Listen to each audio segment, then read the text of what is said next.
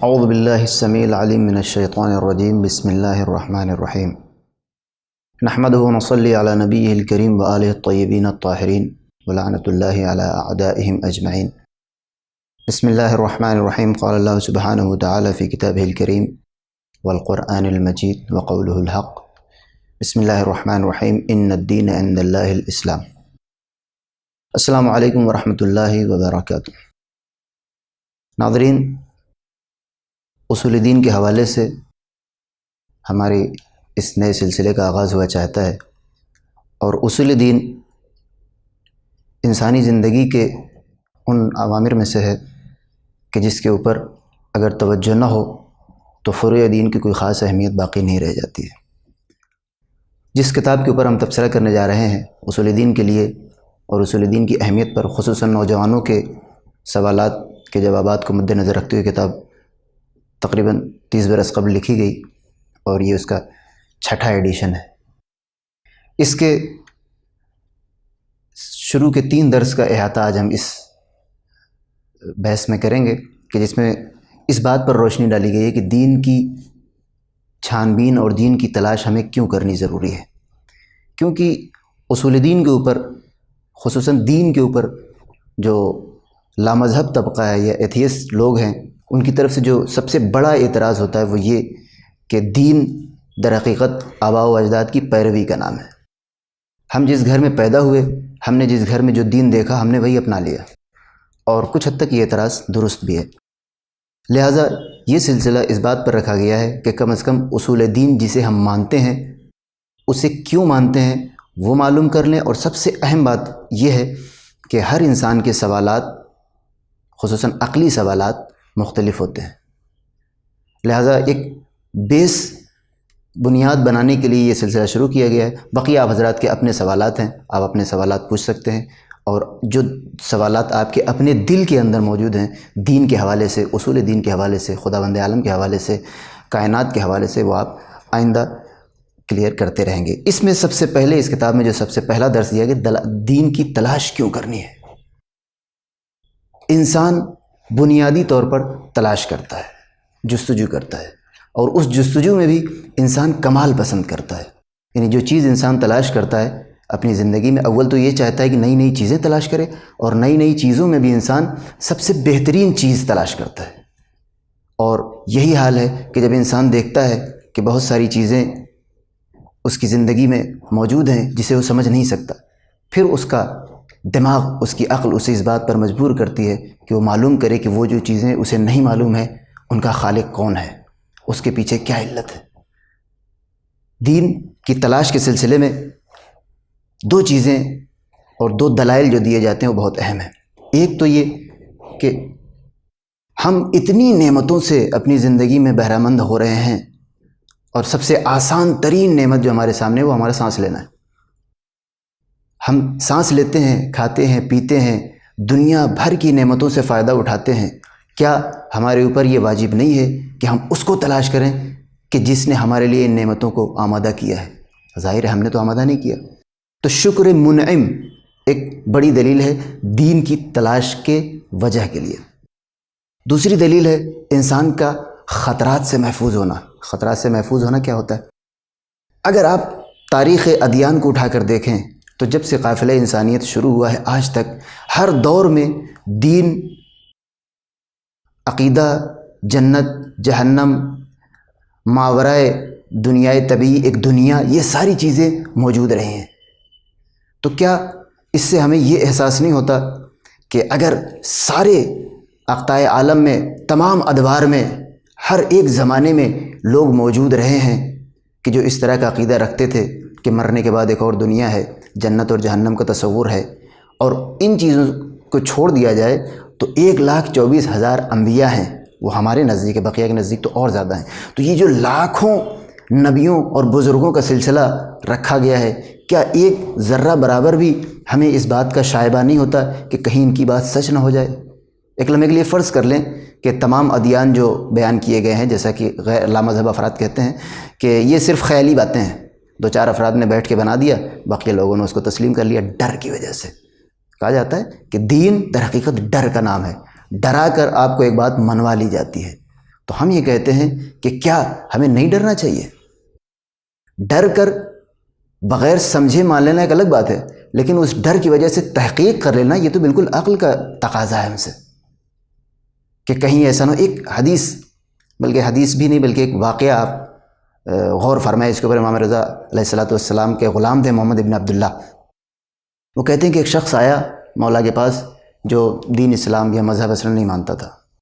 ایک جملہ امام نے اس سے ارشاد فرمایا، غور کیجیے گا، کہ کیا اس ڈر کی وجہ سے تحقیق نہیں کرنی چاہیے؟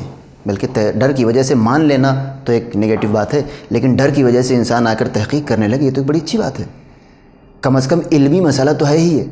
امام فرماتے ہیں وہ انسان آیا امام کے سامنے، امام کے غلام محمد ابن عبداللہ کہتے ہیں کہ اس انسان نے آ کہا میں یہ سب نہیں مانتا، دین اسلام شریعت جنت جہنم یہ جو پورا سلسلہ آپ نے بنا رکھا مجھے نہیں سمجھ میں آتا۔ امام نے ایک جملہ کہا، اسی جملے کی تشریح انشاءاللہ آپ کے سامنے عرض کی جائے گی۔ امام نے فرمایا کہ اچھا ایک بات یہ بتاؤ، اگر ہماری بات غلط نکلے، جو ہم کہہ رہے ہیں قیامت کے دن وہ ویسا نہ ہو، تو کیا یہ جو نماز روزہ خمس حج زکوٰۃ جہاد یہ سارے اعمال ہم انجام دے رہے ہیں، کیا ہمیں کسی قسم کا کوئی نقصان پہنچائے گا؟ اب ظاہر ہے جب کوئی چیز ہی نہیں ہے تو نقصان پہنچانے کا کیا سوال ہے؟ لیکن امام نے اپنے جملے کو آگے بڑھایا، ہمیں تو کوئی نقصان نہیں پہنچائے۔ وہ شخص خاموش رہا۔ امام نے فرمایا لیکن اگر اپنے زبان میں کہا جائے ان کیس میری بات صحیح نکل گئی تو تمہاری کیا حالت ہوگی قیامت کے دن؟ وہ انسان خاموش ہو گیا۔ یہی ہے وہ نقطہ عقلی کہ جس کی بنیاد پر ہماری عقل اس بات کو لازم قرار دیتی ہے کہ ہم دین کی تلاش کریں۔ کیوں؟ ایک سوال اگر آپ یہ کرنا چاہیں کہ دنیا میں جن چیزوں سے ہمیں روکا جاتا ہے شریعت قانون یا مذہبی قانون کے نام پر کہ یہ کام مت کرو تمہیں قیامت کے دن جزا ملے گی، یا یہ کام مت کرو تو تمہیں اگر کرو گے تو تمہیں قیامت کے دن عذاب ملے گا، کیا ضروری ہے کہ ہم اس کام سے اپنے آپ کو روک لیں جبکہ ہم نے وہ قیامت دیکھی بھی نہیں، پتہ نہیں وہ کام ہوگا بھی کہ نہیں ہوگا، ہمیں وہ جزا و سزا ملے گی یا بھی کہ نہیں ملے گی؟ مثلا آپ کے سامنے ایک چائے کا کپ رکھا ہوا ہے، شریعت کہتی ہے یہ غصبی ہے اسے مت پیو، کیا ہماری عقل، البتہ یہ بات ذہن میں رہے کہ قیامت مذہب یہ جو ساری چیزیں ہیں دنیا کے مقابلے میں 100% یقینی نہیں ہے، آپ کی دنیا زیادہ یقینی ہے۔ سوال یہ ہماری عقل کرتی ہے کہ کیا وہ جو چیز کم یقینی ہے اس کی بنیاد پر زیادہ یقینی چیز کو چھوڑ دیا جائے؟ کہیں بیوقوفی تو نہیں ہے؟ پتہ چلا غصبی چائے کی پیالی ہم نے چھوڑ دی، قیامت کے دن جو وعدہ کیا تھا وہ بھی نہیں ملا اور یہ بھی نہیں ملی۔ تو سوال ہے کیا ہماری عقل اس بات کو لازم قرار دیتی ہے ہمارے لیے کہ ہم شریعت کی بات مانیں اگرچہ کہ وہ کم یقینی ہے اور اس چیز کو چھوڑ دیں جو کہ ہماری نظروں کے سامنے ہے؟ جی ہاں، عقل کہتی ہے۔ کیوں کہتی ہے؟ وہی امام نے فرمایا تھا اپنے غلام سے، ہر جگہ جس چیز کا احتمال ہوتا ہے اس کو نہیں دیکھا جائے بلکہ کتنا احتمال ہو رہا ہے، مقدار محتمل کتنی وہ بھی دیکھی جاتی ہے۔ مثال کے طور پر آپ نے ایک جانور پالا ہے جس سے آپ کو بڑی محبت ہے، یہ میں چھوٹے لیول کی مثال دے رہا ہوں، ورنہ انسان اگر اپنی اولاد کو اس جگہ پر رکھے تو بات مزید سنجیدہ ہو جاتی ہے۔ آپ نے ایک پالتو جانور اپنے گھر پہ رکھا ہوا ہے جس سے آپ کو بڑی محبت ہے، اتفاقاً وہ بیمار پڑ جائے اور کوئی کہے کہ 50 کلومیٹر دور ایک ڈاکٹر ہے جو ممکن 1% امکان ہے کہ آپ کو ٹھیک کر سکے، آپ کے جانور کو ٹھیک کر دے، آپ کو محبت اتنی شدت کے ساتھ ہے اس کے ساتھ، اور آپ کو 99% خبر دینے والا بھی کہہ رہا ہے کہ 99% امکان یہ ہے کہ وہ ٹھیک نہیں کر پائے گا، صرف 1% امکان ہے کہ وہ ٹھیک کر دے گا۔ بتائیے آپ جائیں گے یا نہیں جائیں گے؟ جائیں گے۔ اب اگر کوئی آپ کا گلا پکڑے کہ بھائی 99% کے لیے تم یہ 1% کو مقدم کر رہے ہو، 1% امکان ہو اس کے لیے تم کرایہ لگاؤ گے، محنت لگاؤ گے، پریشان ہوگے، آپ کیا کہیں گے؟ بات 1% اور 99% کی نہیں ہے۔ اگر 99% صحیح ہو گیا، زیادہ سے زیادہ میری محنت ضائع ہوگی، کرایہ ضائع ہوگا، لیکن اگر وہ 1% صحیح نکل گیا تو مجھے جس جانور سے اولاد کی طرح محبت ہے وہ میرے پاس زندہ محفوظ رہے گا۔ یہ تو مثبت مثال ہوگی۔ منفی مثال، آپ کہیں مہمانی میں جائیں اور ایک چھوٹا سا بچہ آ کے مزاحن کہہ دے کہ چائے میں زہر ملا ہوا ہے، آپ پئیں گے؟ اب لاکھ آپ کا میزبان کہے کہ نہیں یہ بچہ ہے، شرارتی ہے، یہ ہمیشہ مہمانوں کے سامنے اسی طرح حرکتیں کرتا ہے، لیکن ایک خوف بیٹھ جائے گا کہ کہیں صحیح نہ کہہ رہا ہو۔ کیوں؟ کیونکہ اگر ہم پی لیں گے والدین کے کہنے کی بنیاد، والدین کی بات زیادہ یقینی ہے، تو جو زیادہ یقینی بات ہے اس کو اگر ہم مان بھی لیں گے تو زیادہ سے زیادہ 1 کپ چائے کا فائدہ ہوگا، لیکن اگر ان کیس بچے کی بات صحیح نکل گئی تو جان کا خطرہ ہے۔ لہٰذا ہماری عقل یہ کہتی ہے کہ 1,24,000 انبیاء، وہ بھی صرف اسلام کے، بقیہ تو اور زیادہ ہیں، یہ لاکھوں انبیاء کا سلسلہ، لاکھوں سال پر محیط تاریخ انسانیت، اربوں لوگ، یہ جو ایک طرف سے مذہب، دین اور عقیدے اس طرح کی باتیں کر رہے ہیں، تو ہماری عقل کہتی ہے کہ ایک منٹ چل کے دیکھیں تو صحیح کہ کیا ماجرا ہے، تلاش تو کریں، چھان بین تو کریں۔ یہی وہ وجہ ہے کہ جس کی وجہ سے، جس کی ناواقفیت کی بنیاد پر لادین افراد، ایتھیسٹ افراد یہ کہتے ہیں کہ دین میں ٹائم برباد ہوتا ہے، وقت برباد ہوتا ہے، وہ بس اس لطیف سے نقطے کی طرف توجہ نہیں دے پاتے کہ اس ٹائم کے انویسٹمنٹ کے پیچھے کیا چیز ہے۔ اگر قیامت کے دن وہی امام رضا علیہ السلام کا جملہ کہ اگر دین صحیح نکل گیا تو اس وقت حالات کو سدھارنے کا کوئی ذریعہ نہیں ہوگا۔ دوسری چیز، جو یہ پہلا درس تھا جو اس کتاب میں دین کی تلاش کیوں ضروری ہے جس کے اوپر روشنی ڈالی گئی تھی، اور اس کو اس عنوان سے بیان کیا گیا تھا کہ شکر منعم، جو آپ کو نعمتیں دے رہا ہے اس کا شکریہ ادا کرنا ہماری عقل واجب قرار دیتی ہے، لہٰذا ہمیں تلاش کرنا چاہیے کہ کون یہ جو ساری نعمتیں ہمیں دے رہا ہے، یا اگر خود بخود آ رہے ہیں تو کیسے خود بخود آ رہے ہیں، کم از کم یہی طے ہو جائے۔ دوسری بات، انسان کو جتنے خطرات لاحق ہیں، جو خطرات تمام مذاہب نے بغیر کسی ایکسیپشن کے دیے ہیں کہ اگر ایسا کرو گے تو ایسا ملے گا، یا اگر ایسا کرو گے تو ایسی جزا اور سزا ملے گی، اس سے 1% تو کم از کم ہمارے دل میں خطرہ پیدا ہوتا ہے کہ ہم چلیں، تلاش کریں، چھان بین کریں۔ وہ ریگارڈلیس کون سا مذہب، اس سے بحث نہیں ہے، ہمیں کم از کم ان باتوں کے اوپر تو غور کرنا چاہیے کہ جن سے تمام مذاہب نے ایک ساتھ ڈرایا ہے۔ دوسری چیز جو دوسرے درس میں بحث کی گئی ہے، دوسرے درس میں اس بات کا اظہار کیا گیا ہے کہ آپ کو شروعات کیسے کرنی ہے دین کی، جو تلاش آپ کر رہے ہیں کیسے شروع کریں گے۔ اگر آپ کو یہ پہچاننا ہے کہ آپ کو اپنے پروردگار، نعمت ادا کرنے والے کا، پروردگار کا شکریہ ادا کرنا ہے، یا ان خطرات کو پہچاننا ہے، ان نعمتوں کو پہچاننا ہے جن کی طرف انبیاء نے اشارہ کیا ہے، تو آپ کو شروعات کہاں سے کرنی پڑے گی؟ شروعات اس بات سے کریں کہ ہم لاتعداد چیزوں سے گھرے ہوئے ہیں۔ لادین افراد کا سب سے بڑا جو اعتراض اور سب سے ان کا مضبوط ہتھیار ہے وہ یہ کہ ہم نے دیکھا نہیں ہے۔ کس نے دیکھا ہے؟ جب نہیں دیکھا ہے تو ہم نہیں مان سکتے۔ عزیزان گرامی، نہ دیکھنا اس بات کی دلیل تو بن سکتی ہے کہ آپ کو بات سمجھ میں نہ آئے، لیکن نہ دیکھنا اس بات کی دلیل نہیں بن سکتی کہ آپ انکار کر دیں اس کا۔ اگر آپ کہیں کہ ہم نے خدا نہیں دیکھا ہے لہٰذا ہمیں سمجھ میں نہیں آتا، بات بالکل ٹھیک ہے، لیکن اگر آپ کہیں ہم خدا کو ہم نے نہیں دیکھا اس لیے وہ نہیں ہے، یہ کوئی دلیل نہیں بن سکتی، کیونکہ ہم گھرے ہوئے ہیں بہت ساری ایسی چیزوں سے جن کو ہم نے نہیں دیکھا لیکن مانتے ہیں، حتیٰ کہ اگر اس کا انکار کر دیا جائے تو لوگ ہمیں بیوقوف سمجھیں گے، جاہل سمجھیں گے۔ مثلا جو اس کتاب میں کچھ چیزیں انہوں نے گنوائی ہیں، پہلی چیز فورس یا کشش۔ آپ نے گریوٹی کو نہیں دیکھا ہے، لیکن آج کے زمانے میں اگر کوئی انسان گریوٹی کا انکار کر دے تو لوگ اس کے ساتھ کیا سلوک کریں گے؟ زندگی اور موت، جذبات، محبت، پیار، آپ دو ہاتھوں کو ایک دوسرے سے ٹکرائیں، اس کے بعد اس کی ڈیٹیل میں لکھیں کہ چونکہ یہ دونوں ہاتھ ایک دوسرے سے ٹکرائے اور اپنے سامنے والے کے جنریٹ کی ہوئی فورس کے حساب سے ان کی اسپیڈ رک گئی، یہ سارا ڈسکرپشن آپ دے رہے ہیں۔ دیکھنے میں تو ہمیں بس 2 عدد ہاتھ نظر آ رہے ہیں جو ایک دوسرے سے ٹکرا گئے، تو بقیہ تفصیلات کہاں سے آئیں؟ اس کا مطلب یہ نہیں ہے کہ ہم پوری طریقے سے جو کچھ دیکھیں گے اسی کے اوپر ڈیپینڈنٹ رہیں گے، ایسا نہیں ہو سکتا، اور ہم اپنی عملی زندگی میں ان چیزوں سے گھرے ہوئے ہیں۔ ایک انسان ہے جو زندہ ہے، چلتا ہے، پھرتا ہے، سارے امور انجام دیتا ہے، لیکن جیسے ہی اس کی موت واقع ہوئی وہ سب کچھ اس سے چھوٹ گیا۔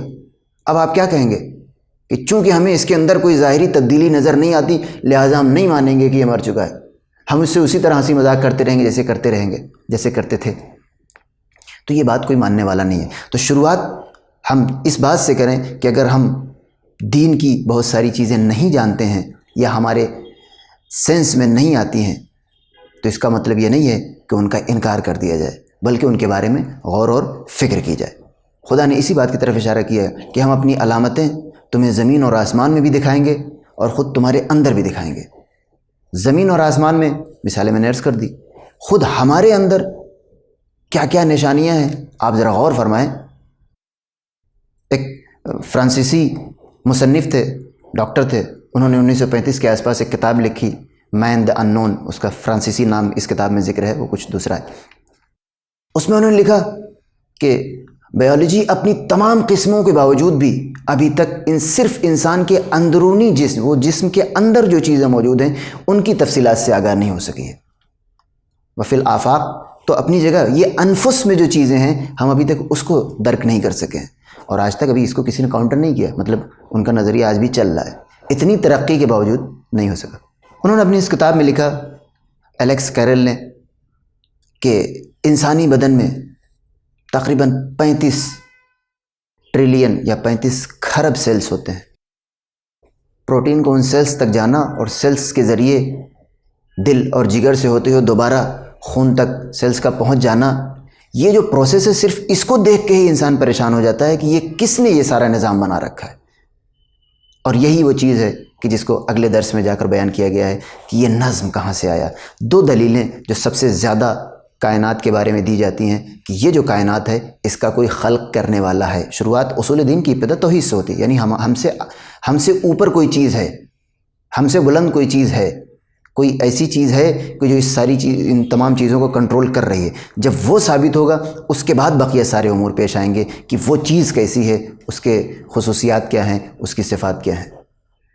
تو سب سے پہلی یہ جو تیسرے درس میں جو دلیل دی جاتی ہے کہ ہمیں غور کرنا چاہیے، پہلا درس اس بات پر تھا کہ دین کی تلاش کیوں کرنی چاہیے، دوسرا درس اس بات پر تھا کہ تلاش کی شروعات کہاں سے کرنی چاہیے، اور تیسری دلیل ہمارے پاس یہی نظم کائنات ہے کہ جس کے ذریعے ہم اس بات کو پہچان سکتے ہیں کہ یہ جو انتظامات اس دنیا میں ہیں، یہ جو سسٹم چل رہا ہے، واقعی انسان کے بس کی بات نہیں ہے۔ کوئی ایک ذات ہے کہ جو ہماری فطرت سے مافوق ہے، جو ہماری طاقت سے اوپر ہے، اور اسی کو دلیل نظم کہا جاتا ہے یا برہان نظم کہا جاتا ہے۔ انشاءاللہ چوتھے درس میں اس کے بعد کے مسائل کو چھیڑا جائے گا۔